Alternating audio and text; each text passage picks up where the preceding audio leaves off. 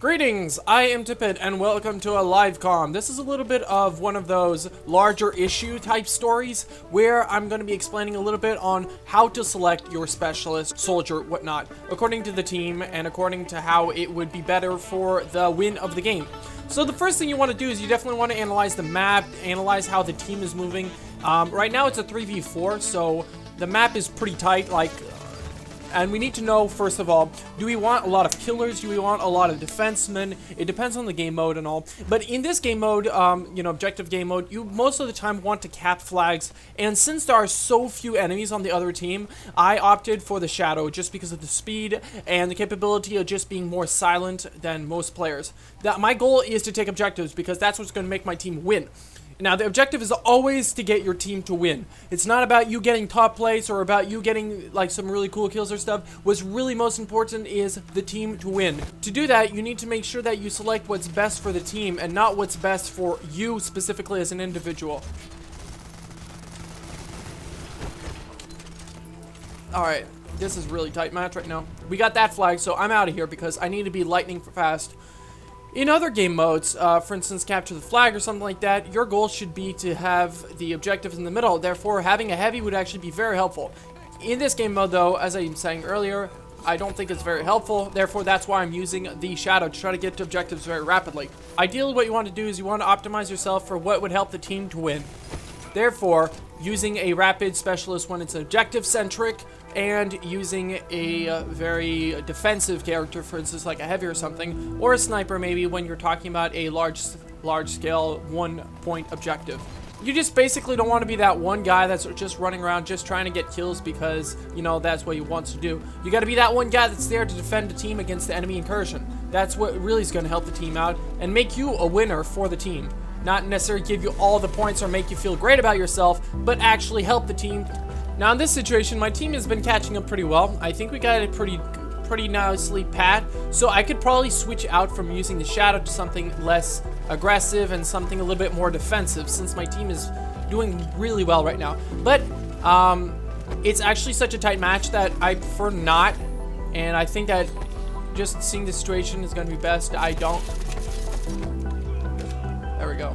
So I'm just going to keep aggressing. As long as it's working and my team is winning, you know what? I could do this. Of course, I want to get to the point where I can actually not have to deal with the team and just start doing my own points and my own kills. But that probably is not going to happen in this match considering there are so few players. This is not some sort of battlefield map. Now he's... Oh, yeah, boy. So now I'm actually going to go switch out and I'm going to start doing a more defensive unit because I think my team has this pretty much down pat. So let's just go a little bit defensive because that's what would actually help my team. Once your team in an objective-centric base game has the objective, your goal should be to defend the objectives. Therefore, take a more defensive unit. That would be great for your team. It won't necessarily get you, as I said earlier, the top places all the time and all that, but that's definitely what's going to help your team perform very well. If you guys see right here, I'm using the Ranger. Personally, it's my favorite of all the heavies weapons. I think it's really super powerful, and more people should use it because I think it's underrepresented, but that's just my deal. If you want to see more about that subject, check out the video I did on the subject of the Rangers, the most awesome weapon of the soldier.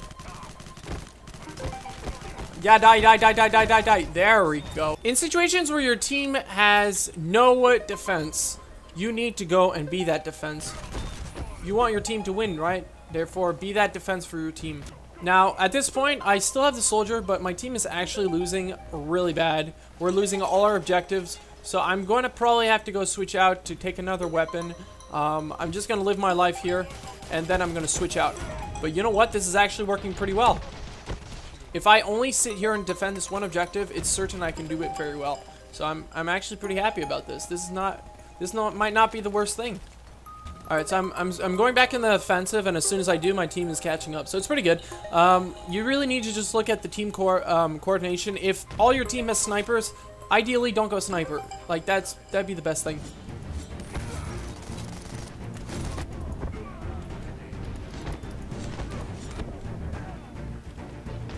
And also, depending on how your team is, if your team is hyper-aggressive, do not aggress. You don't want to be the aggressing guy, because your team already has enough of that. You want to be that defensive guy. That guy has a little bit more of the edge on the defense side. And so that was too stupid of me. Oh! I got out of the line. That was a really good match, guys. Thank you for watching. So basically, keep in mind, if you're there, you got to work for the team. The team is your objective. Have an excellent day.